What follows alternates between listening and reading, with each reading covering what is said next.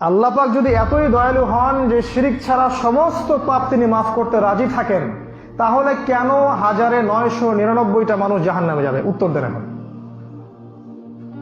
এটা ভ্যালিড প্রশ্ন না? ভালো প্রশ্ন না এটা? আল্লাহ পাক যদি এতই দয়ালু হন, যদি ঘোষণা করলেন শিরিক ছাড়া যে কোনো পাপ আমি যাকে ইচ্ছা মাফ করে দেব। হাদিস আল্লাহ পাক বলছেন, হে আদম সন্তান, আকাশ জমিন সমান পাপ নিয়ে যদি আমার সাথে সাক্ষাৎ করো, আমি তোমার সামনে আকাশ এবং জমিনের সমান ক্ষমা নিয়ে সাক্ষাৎ করব। শিরিক তোমার আমল নামায় না থাকলে আমি তোমাকে মাফ করে দেব। তোমার আমল নামায় শিরিক না থাকলে আমি তোমাকে মাফ করে দেব ইনশাআল্লাহ। যে ব্যক্তি হৃদয় থেকে তাওহীদের স্বীকৃতি দিবে, লা ইলাহা ইল্লাল্লাহ, ইনশাআল্লাহ তাআলা একদিন না একদিন সে জান্নাতে যাবে। তাই যদি হয়, তাহলে কেন 999টা মানুষ জাহান্নামে যাবে? উত্তর বলেন, কি হবে? কে বলতে পারবেন? বুঝতে পারেন নাই? উত্তর হচ্ছে এই, নিঃসন্দেহে ওই 999 জন মানুষের আমল নামায় একটা পাপ থাকবে, কমন পাপ। সে পাপটা কি? এবার বুঝতে পারছেন? এছাড়া যদি অন্য কোনো পাপ থাকতো, আল্লাহ পাক চাইলে কি মাফ করতে পারতেন না?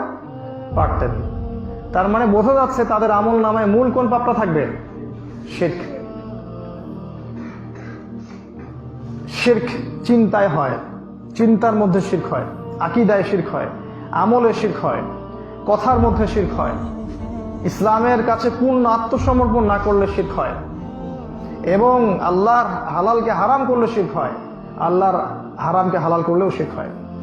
শিরক ব্যক্তি পর্যায়ে হয়, পরিবারে শিরক হয়, মসজিদের ভিতরেও শিরক হয়, মানুষকে দেখানোর জন্য নামাজ পড়লে এখানেও শিরক হয়, মাজারে শিরক হয়, নজর মান্যতে শিরক হয়, দোয়ার ক্ষেত্রে শিরক হতে পারে, তাবিজ কবজে শিরক হতে পারে, জাদু টোনায় শিরক হতে পারে, শিরকের ছড়াছড়ি আছে।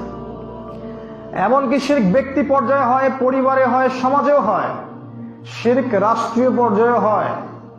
কারণ পরিবারের লোকজন আল্লাহর হালালকে হারাম করে না, আর আল্লাহর হারামকে হালাল করে নেয় না। রাষ্ট্র থেকে আল্লাহর হালালকে হারাম করে দেয়া হয় এবং আল্লাহ পাকের হারামকে হালাল করে দেয়া হয়। আমরা সতর্ক করব আপনাদেরকে প্রথমে আজকে, যে আমল নামায় যে পাপ আছে, শিরকের পাপ যেন কোনোদিনও আমল নামায় ঢুকাবেন না।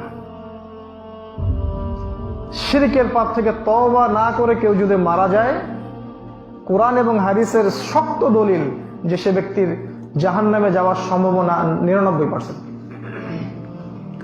আমাদের নবী মুহাম্মদ সাল্লাল্লাহু আলাইহি ওয়াসাল্লামকে আল্লাহ পাক বলেছেন, লা ইন আশরাকতা, ইভেন তুমি যদি শিরক করো, হে নবী তুমি যদি শিরক করো, লা ইয়াহবাতান্না আমালুকা, তোমার আমলও আমি কিন্তু ধ্বংস করে দেব। সেখানে আমি আপনি কোনো সাবজেক্ট নাকি? আজকে আমি একটা শিরকের কথা খালি বলছি। যদি আপনি কোরআন এবং সুন্নাহকে সমস্ত সমাধানের উৎস বলে মেনে না নিতে পারেন, তাহলে আপনি শিরকের মধ্যে আছেন। আমার কথা কি বুঝতে পারছেন? কোরআন এবং সুন্নাহ সমস্ত বিষয়ের সমাধান, এই কনসেপ্ট যদি আপনার মাথায় পরিষ্কার না থাকে, আপনি আমল করতে পারেন আর না পারেন, প্রতিষ্ঠা করতে পারেন আর না পারেন, বিশ্বাসে যদি না থাকে যে কোরআন এবং সুন্নাহ প্রত্যেকটা বিষয়ের সমাধান, তাহলে আপনি মুশরিক।